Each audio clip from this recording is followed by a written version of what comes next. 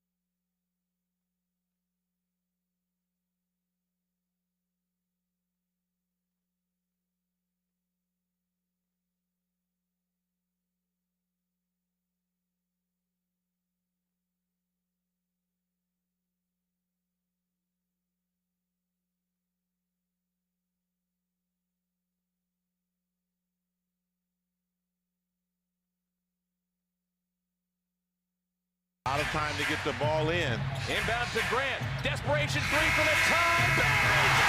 He banked it in to tie the game!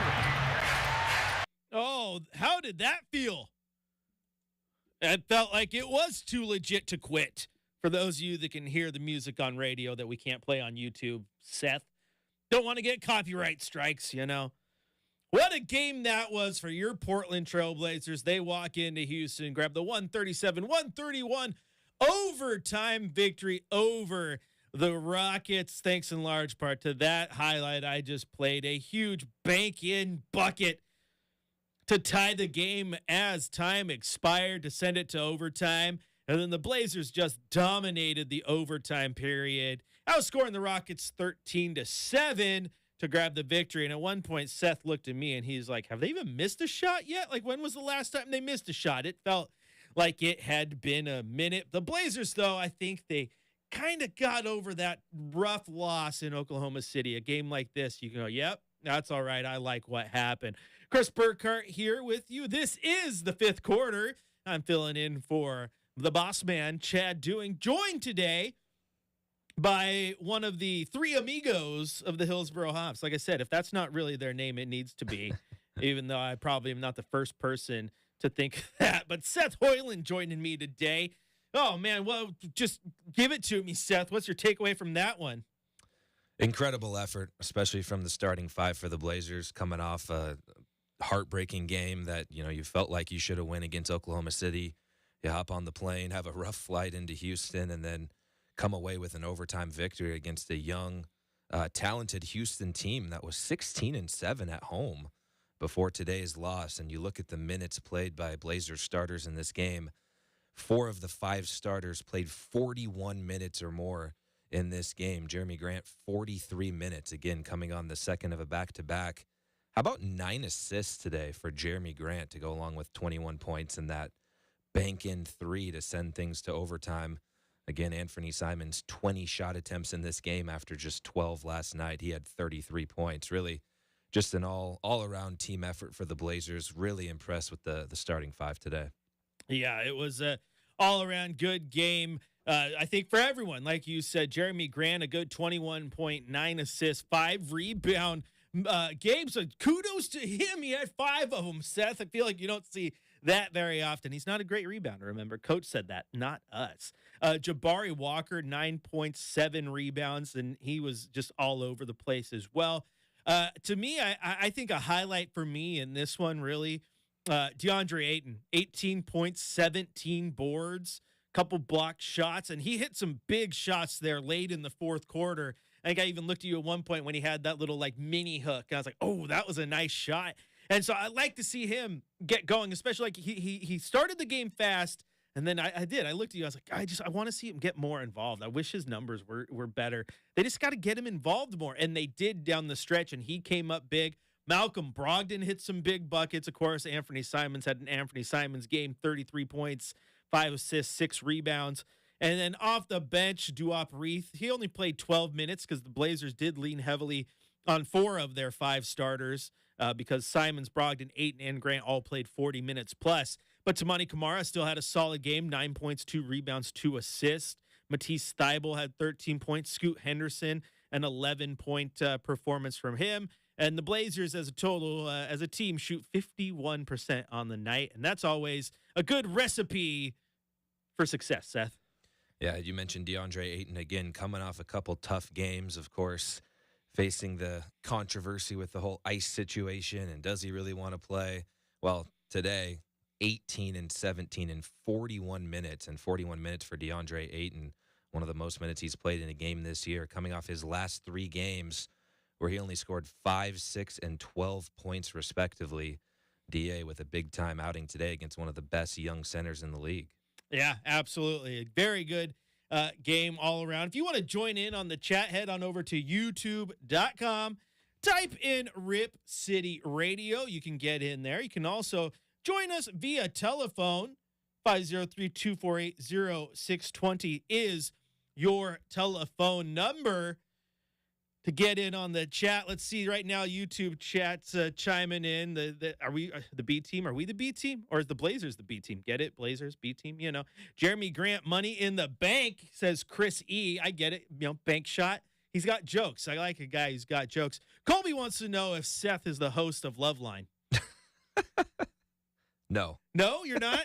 You're not, you're not, was that Drew or whatever his name was? So, man, see, everyone's got jokes. The thing is, Seth, these shows, the fifth quarter, these post-game shows, they're always full of jokes and a little more fun after a Blazer victory, right? So we can have some fun and get through this. But this Seth, all the way around, I just thought this was a good Blazer game.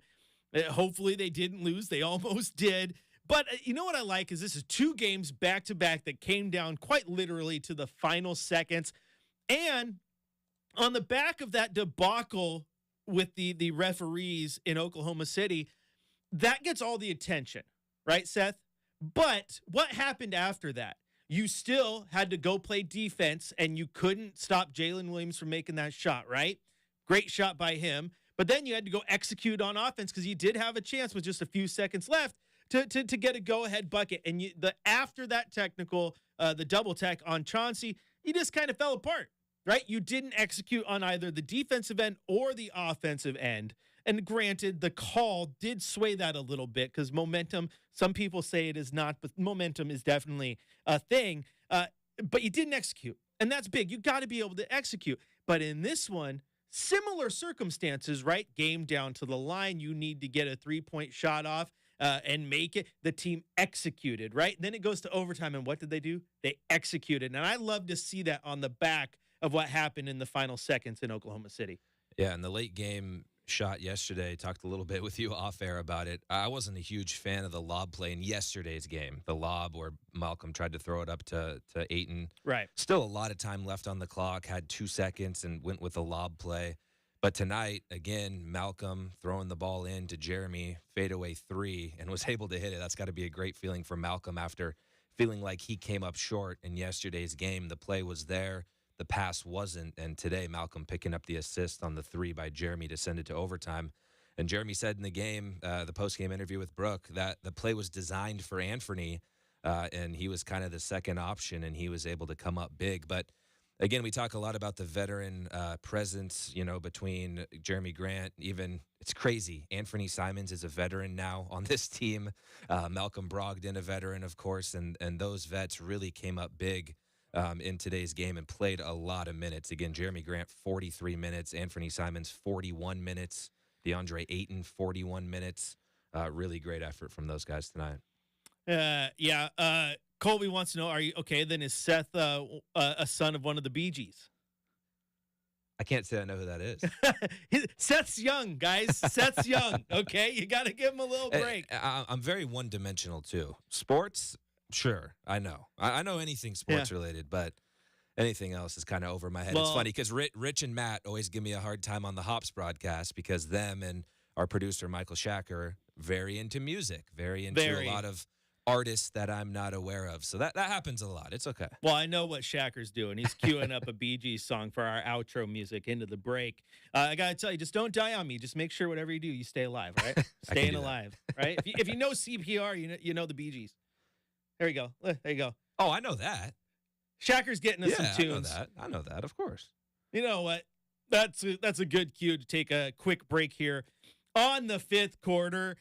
When we return, it will be your shot of the night as well as a scoreboard report. And if you want to join the chat, 503-248-0620 is your telephone number. And you can also go to youtube.com, type in Rip City Radio, and join the conversation in the chat. Chris Burkhardt here with Seth Hoiland on your home of the Blazers, Rip City Radio 620.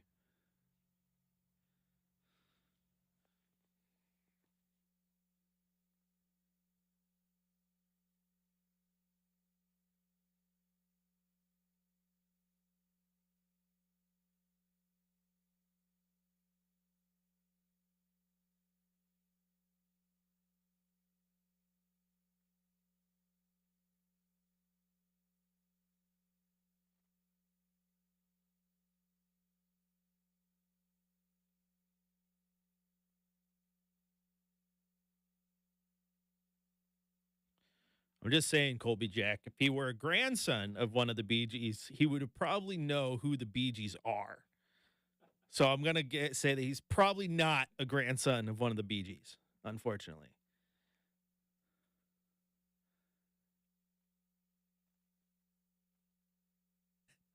Mika chimes in, Seth.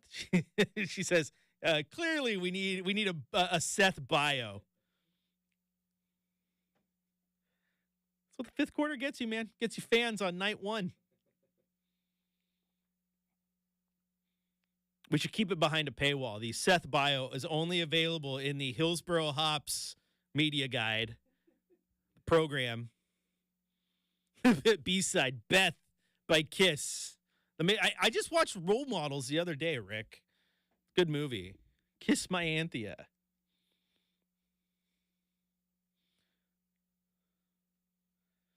Don't worry, Shacker. I'm talking to YouTube.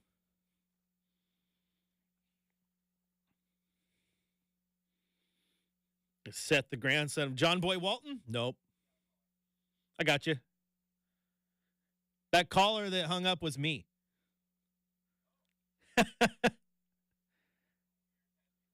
Yes. YouTube, you didn't see. Yeah.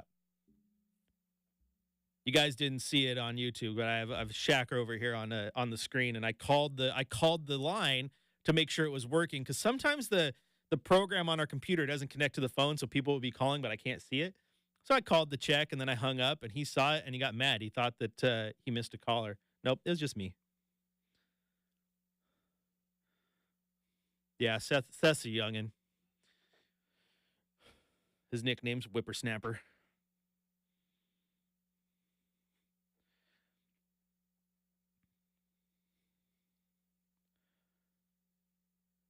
Fritz, what you can do is you can call in and tell Shacker to put your name on, and if you want me to, I can pick up the phone and just talk to you during a commercial break, not over the air if you want to do that.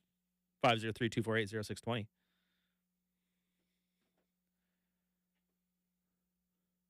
I'll play nice.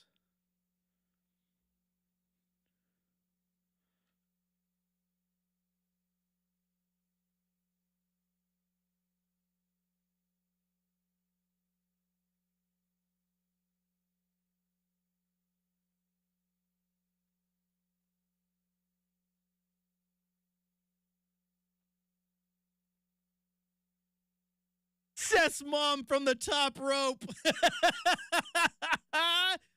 There you go, Colby. Seth's mom. He is not related to any Bee Gees, I promise. Is that really your mom? I mean, that's her name. He says that's her name, Fritz. That must be her. I love a mom that supports, chimes in. Hi, Mama Hoiland. That's amazing.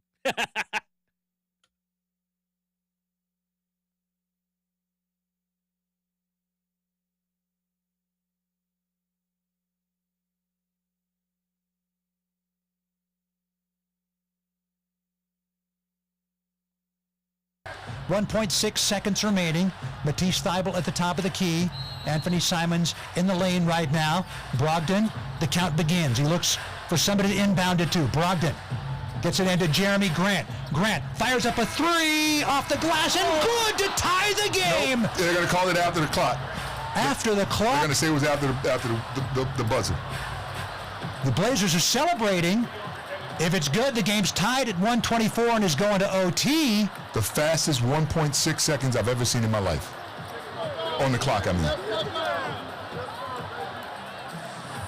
So 124, it doesn't look to me like they're going to call it dead. Then I'm going to love it because it certainly looked like the clock, the buzzer sounded when the ball was still in his hands.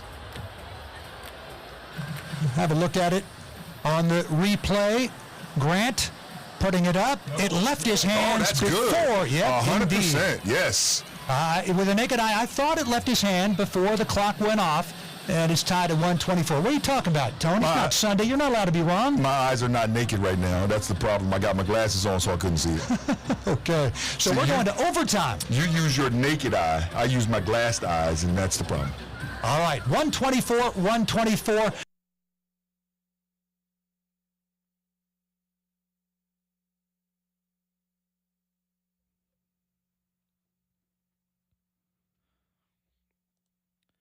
All right, it is now time for a scoreboard report. Great call there by your voice of the Hillsboro Hops, Rich Burke and Antonio Harvey. Trust the naked eye. All right, there we go. In San Antonio right now, the Oklahoma City Thunder have the 88-72 lead over the Spurs. Victor Wembanyama with 18 points, 11 boards, and 4 blocks for the Spurs. Shai Gilgeous-Alexander, 27 points, 8 assists, 3 minutes to go in the third. Halftime at Chase Center, the Hawks 68, Warriors 69. Jonathan Kuminga leading the way with 12 points for the Warriors. Final in Detroit, Charlotte 106, Detroit 113. Brandon Miller, 23.7 rebounds to lead the Hornets. Bogdanovich led the way with 34 points for the hometown Pistons.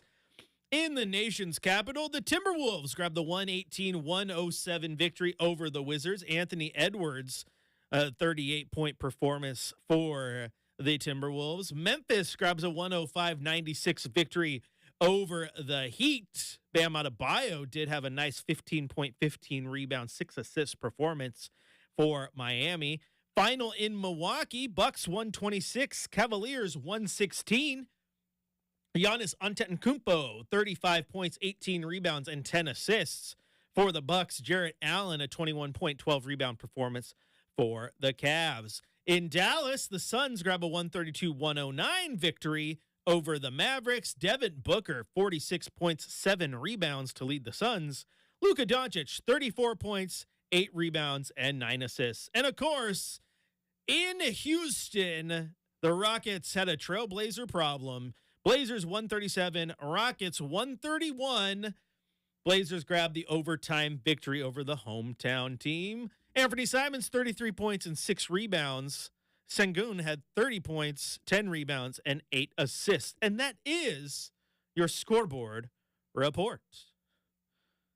Seth, how you feeling right now, buddy? For those of you who are on the YouTube side of things, the chat over there, we were talking during the commercial break a little bit, and Colby Colby is he's not a prankster's not the word, but he likes to poke fun and makes jokes. He's always trying to crack wise on people. So he's picking on you, asking if you were related to a member of the Bee Gees, or your grandson, or you this and that. You said no one believed you until someone who shares the last name as you and claims to be your mom jumped in the chat and said you are not related to a Bee Gee. Mom's always got my back. Got your back. So good job, Mama Hoiland. If you want to jump in on the conversation, go over to 503-248-0620 to jump on the phone, or go to youtube.com, type in Rip City Radio. We will pop right up for you in the search. And speaking of the telephones, let's head out there now to where Nazir in Beaverton has been waiting patiently. The floor is yours, bud. Welcome into the fifth quarter. What's good? How's it going? First time listener here, listening to my buddy Seth Hoiland. Absolutely kill it on the mic. Good to talk to you, Seth. Well, I just want to talk about Scoot Henderson and about how it takes some players a lot longer in the NBA to bring it, I guess. And especially listen to JJ Redick's podcast. Anthony Simons going on there and him going through that experience recently and being able to give Scoot, who has more talent than Anthony, that advice. I think that's going to be great for Scoot's future. And Neil O'Shea seems like a modern-day GM where he doesn't really care about much. And so if Scoot can pan out, I think he really can be the one to lead us to a championship. All right. You think he can lead him to a championship, Seth? I hope so. You hope so? Being a top pick, and as we talked about in our pregame show, over the last couple of weeks, really starting to hit his stride. And as Nazar mentioned there on the phone, thanks for the call, Nazar. Just having the veteran presence of Anthony. Again, Anthony is a veteran now in this league. Yeah. Anthony, Malcolm, those guys being able to really mentor Scoot.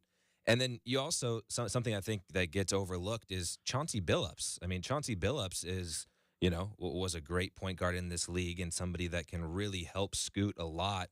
Chauncey Billups, former, finals MVP, won a championship with the Pistons.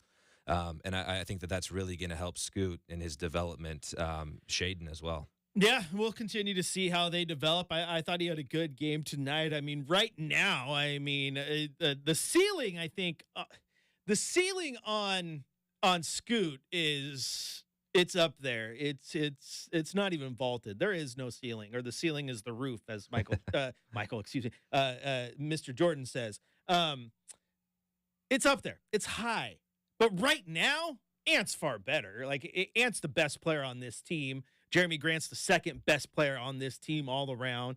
Who's the third best? I mean, talent-wise, I would want to say DeAndre Ayton, but, I mean, the way they're playing consistency-wise, Malcolm Brogdon? I mean, it's Ant's teams right now for sure, but the development of Scoot is absolutely crucial because I think they got a good one. I like his game a lot, and I think he's fun. I mean, right? Like, I'm not off base here. Sometimes I feel like I'm crazy, Seth, because there's a lot of people who have already let that ship sail and are like, nope, he's wasted pick, he's washed. Yeah, no, I think you're totally right. Again, Brogdon played 41 minutes tonight. Anthony Simons played 41 minutes. Scoot, 24 minutes. Again, that's a situation late in the game, late in the fourth quarter, overtime. Would like to see Scoot in the game there, I think. Again, Malcolm Brogdon probably won't be a part of this team in 2 weeks. Anthony Simons obviously here for the long haul, but I think as we get later into the season, a playoff berth obviously is not going to happen, no. put simply. Scoot Henderson playing at the end of games is going to be crucial for his development, and playing, 30, 35 minutes is going to be in the near future and really going to help Scoot. Again, just 19 years old, and I think it's so easy to look, player A was doing this when he was 19. Player B was doing this when he was 19. Of course, talking about LeBron. LeBron was doing this when he was 19. I think letting Scoot run his own race, and you can already see the development just from the start of the year to where we're at now. Yeah, the thing with LeBron is, like, Scoot was touted as a guy who was like, oh, if Wemby wasn't in the draft, he'd probably be the number 1 overall pick. People loved him, right? And with that comes great expectations. The difference between a guy like LeBron, and LeBron brought it from day one, but LeBron was also in high school on the cover of Sports Illustrated, rest in peace, right? and was already cemented with the crown as the next Jordan, right? Like, he was crazy talented at that age and that size. You got to remember, he came in at 19 years old, just a wee bit bigger than Scoot Henderson is, playing a much different position. So, yeah, those comparisons, sometimes they got it, sometimes they don't. Point guard's a little bit different. Those guys take time to learn. It's like I pointed out a couple times on the show before, Seth, is look at a guy that they played just last night in Shai Gilgeous-Alexander. His rookie year, 82 games, started 70 of them, I think. Averaged 10 points, about 5 assists. Like, his numbers were on par with Scoot. And this is a guy who had a little bit of that college experience with him. I think he was 20 in his rookie year, so a year older. Like, those things matter. And then he quickly found the game and developed. And here he is, an MVP candidate, or at least one of the top 5 players in the league, right? Yeah, I mean, and I think you hit it right on the head, too. You look at Scoot Henderson, obviously playing last year in the G League, starting point guard for Houston today. Jalen Green also coming out of the G League, now having that experience against professional players. We're starting to see players take that route. Of course, with Shaedon Sharpe, he didn't play a single game in college. He was at Kentucky, and the Blazers were very lucky he didn't play a single game. Otherwise, he would have been a top 3 pick.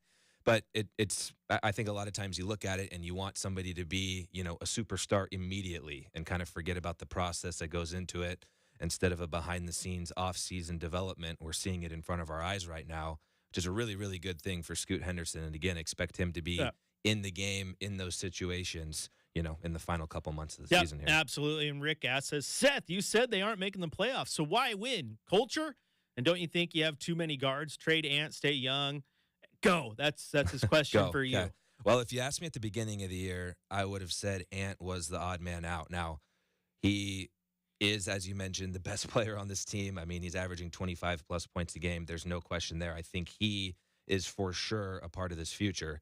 If you joined us in the pregame show, we talked a lot about, the 3 guards, and it's going to come down to Ant, Scoot, and Shaedon, and we're going to figure out very soon kind of what the direction is. I don't know if it's possible to have all 3 of those guards on this roster long term, but we'll see. And, of course, Shaedon, with the injuries that he's had this season, trying to get him back up in action.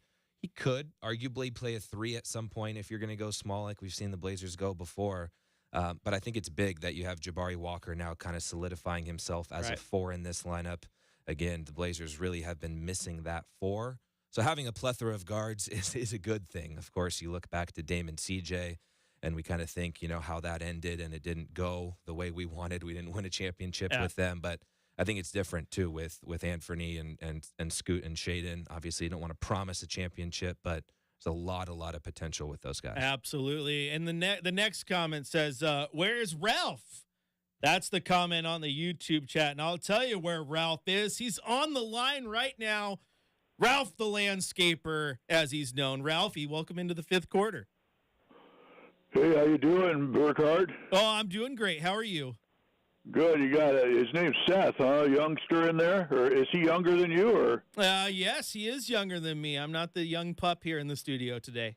Well, that's okay. I mean, I just turned on the YouTube deal there, and he's got nice hair, and he's got a nice a sweatshirt, I guess that is, over what he's wearing there. Yeah, he does. He dresses nice. He didn't wear a Metallica T-shirt, so you don't got to pick on him.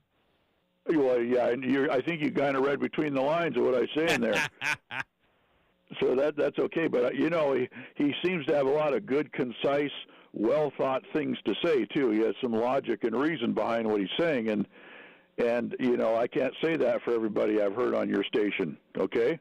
I know you're not talking about me. Well, no, I'm not talking about you. I think you're fine, too. But you get a guy like him in there, and usually they're scared to death. I saw his mom was in the chat here, and they want their mom to come sit next to him to try to comfort them because they're afraid to say anything.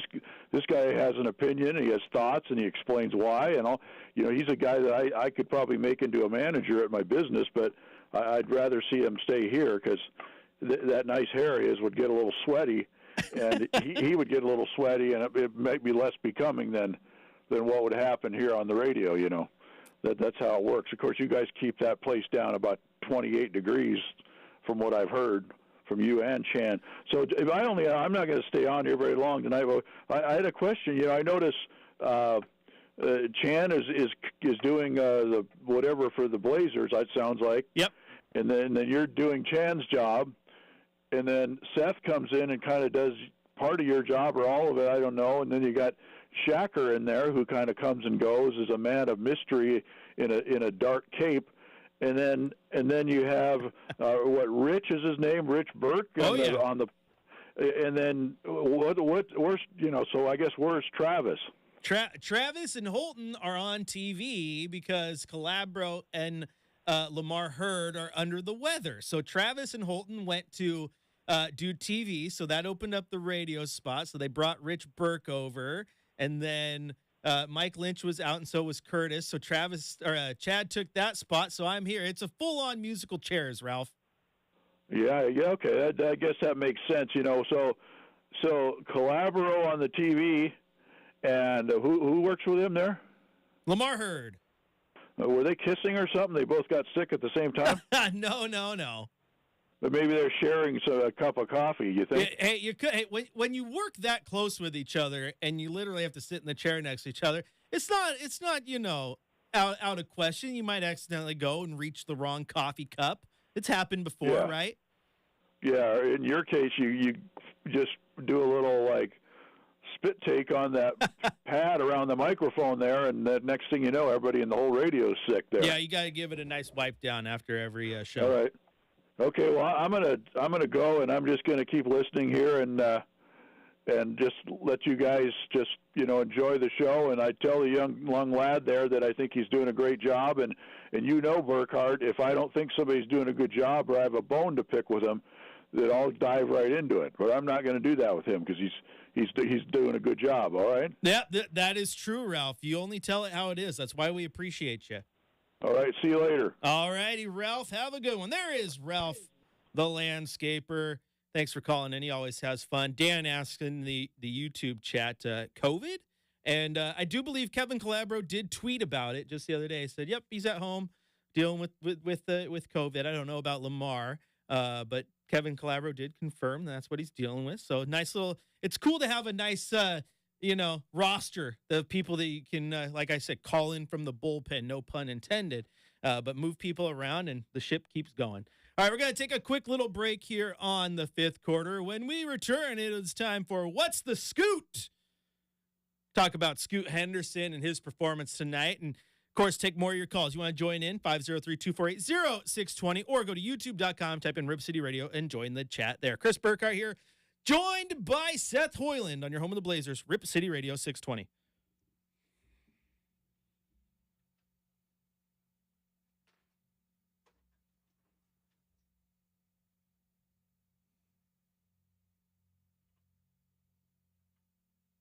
Hello. Good. Is this Fritz? All right, we're not online, so I'll call you Devin, all right?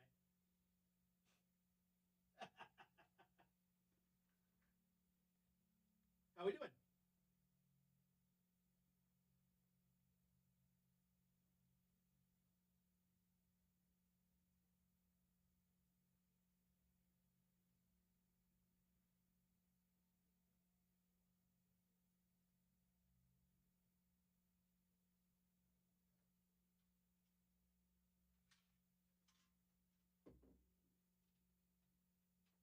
Maybe. I mean, I'm not going to, I know there's people who don't necessarily like him, but I'm not going to root on any man's downfall. If he could be the guy that turns it around and the Blazers start playing well, and by the end of the year, they're looking like a team that next year could make noise, maybe he's the guy. I'd be down for that, right?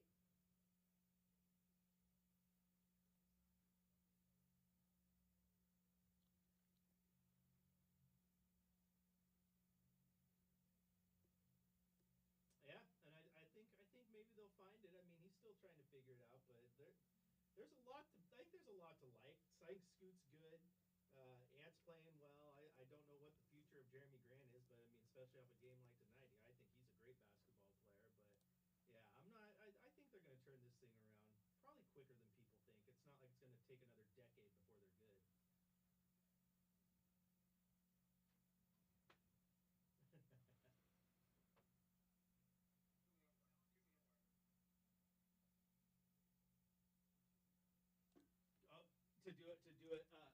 to do a YouTube while we're on commercial break? Yeah, let me do it. Hey, Shacker. Turn his phone on. Turn phone on air real quick. Okay. And here we go, Fritz. Let me get this going. Come on. Can you pod him up so YouTube can hear him? It's not working for me. Is he good? All right, there you go. YouTube can hear you, Fritz.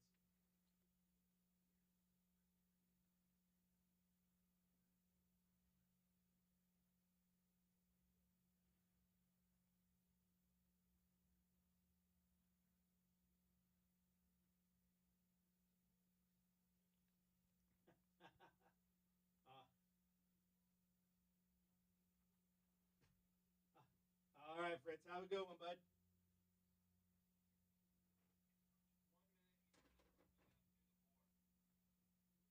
There you go. Big shout out to the Fritz. Hope you all heard him. He gave a shout out to everyone. What you got there, Shacker? What'd you say?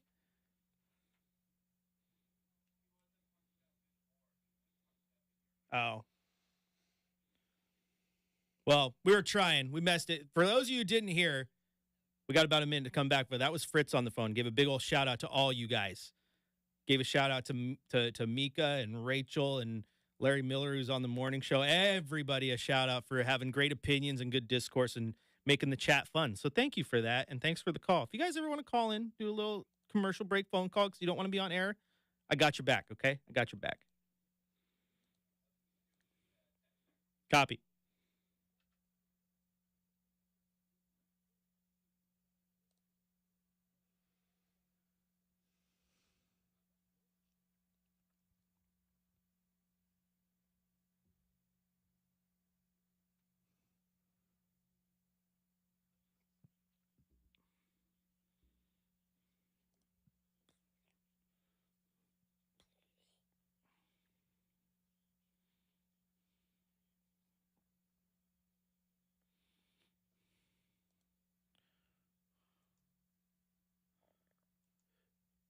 All right, it is time for What's the Scoot? And in tonight's game, the 137-131 victory over the Houston Rockets, Scoot Henderson, he played a game of basketball. That's what he did.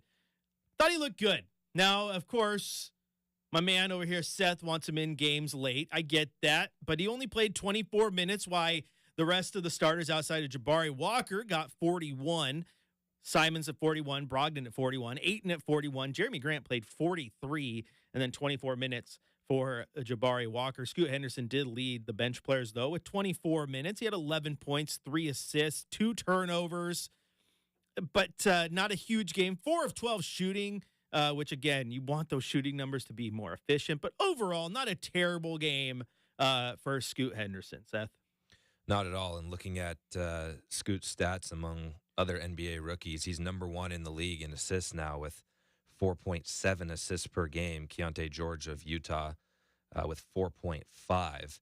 But yeah, I think Scoot's been really impressive. And again, coming off the bench, starting, he's really been ready to do whatever Coach Billups has asked him to do, which can be a really tough thing to stay ready and be ready, you know, any given day, not knowing if you're going to be starting, if you're going to be coming off the bench, how many minutes you're going to be playing. And it's especially tough for a 19-year-old rookie. I mean, he is so young and looks right up to speed, doesn't look lost out there. Again, if you asked me in the first couple weeks of the season, I would have said something different. But that's the whole part of development. Again, he's developing, and I think he's coming along nicely here in his rookie season. Yeah, and Iron Rods is over here saying he's used to being ignored. You're not ignored, Iron Rods. Like I said, the Fritz called in, gave a good shout-out to everybody. If you heard it, you're lucky. If not, I blame Shacker because he was pushing buttons back there. But Shacker just gave me the disappointed grin. And if you guys could only see the look on his face right now, you'd be dying laughing. He's trying to throw me off my game, and it's almost working. But no, Fritz did call in, gave everybody a massive shout out, which is so cool to hear. And I appreciated it as well because the chat on YouTube has been a really cool aspect of this new thing that we've been doing with this stream. It's really fun. You guys make it fun. I like to integrate you guys into the conversation as much as I can because that's why you're there. And Iron Rods, no, you're not being ignored, my man, because I saw your comment a second ago. I'm like, see, this is why. Even if you're tanking, Seth, This is why wins matter for guys like Iron Rods, because every time they lose, he is mad. He is mad. But when they win, he's like, dude, they're tanking. They're still not going to make the playoffs. But you know what? That win made me feel good. I can go to bed happy tonight. That's what it's all about. Yeah, and that makes for a happy flight, again, for the team after a brutal ending to yesterday's game. And really, coming back on a second of a back-to-back on the road against the team who has been really good at home this year.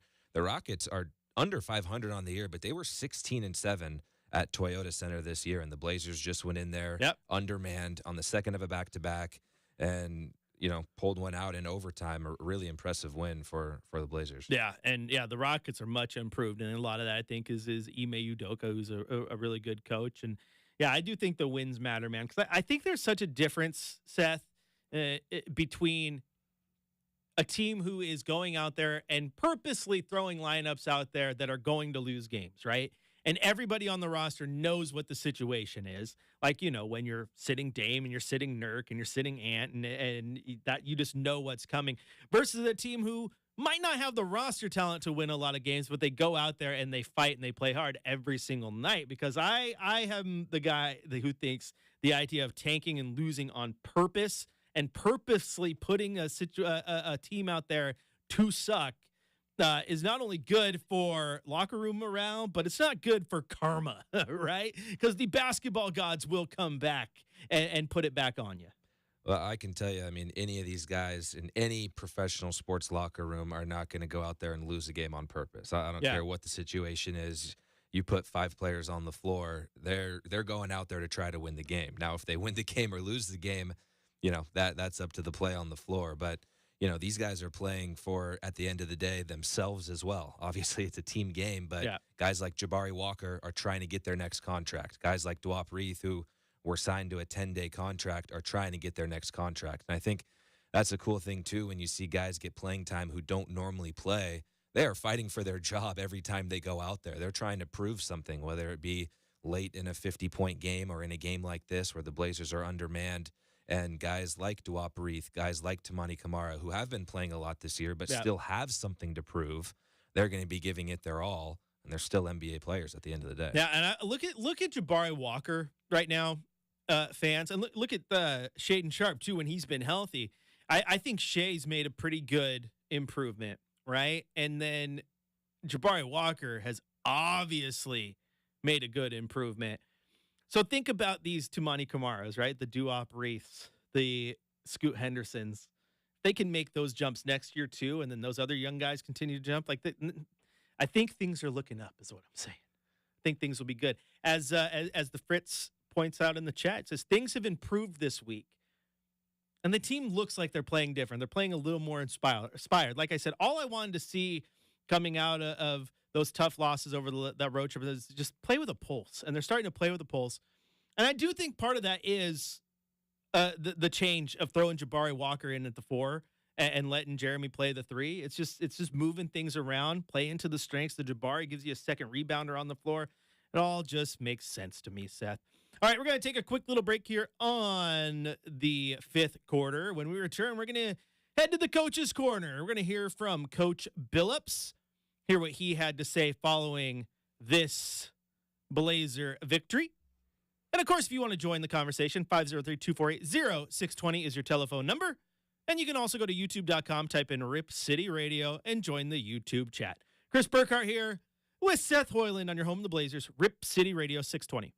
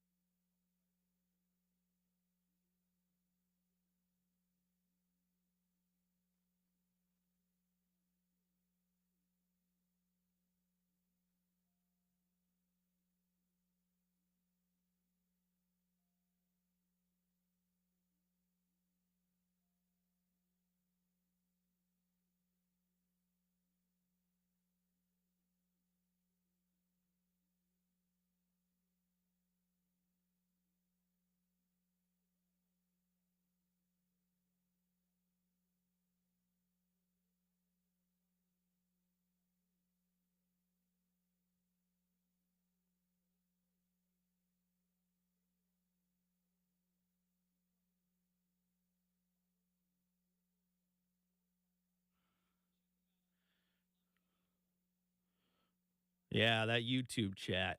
Got to watch out. Don't say anything bad about him when your mic's on. Oh, hey. Hi, YouTube.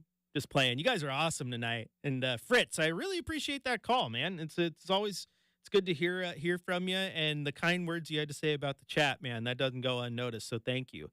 Let's see what's everyone saying here. We got about 2 minutes left before we're back to TV. You guys get the unfiltered special stuff. Let's see. Wins do matter. Yeah, we talked about that. I think they do. I think they absolutely do. Iron Rod said Ant looked angry tonight, and it was awesome. It does. It is nice when you when you play with that little bit of a chip, Rods. You know what else I liked? Did you notice, Seth, in the replay there, like before that final possession, like Jeremy Grant coming out, like kind of just like like you could totally tell he's getting himself hyped up for the moment. Like I don't know why. I just love that. Like it's cool. He was in the zone for sure, and I know he's big into like meditation and taking deep breaths and stuff, and it worked out. Yeah, it was pretty sweet. Let's see. Not a strong draft, so a draft spot not as important this year. It's kind of true. I haven't heard a ton of great stuff about this draft yet, but of course, pretty much every draft that doesn't have a Wemby or a LeBron in it is a weak draft until June rolls around and everyone starts doing their research. Well, and OKC has every pick in the first round anyway. So I think they have 40 of the 30 picks or whatever it is. Let's see.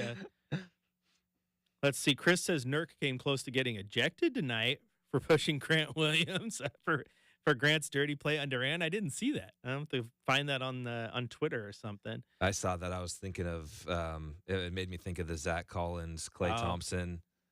Gotcha. Wrap it up. All right, we'll be right back. We're going to be quiet here. We're coming back from break, guys. Behind the scenes stuff.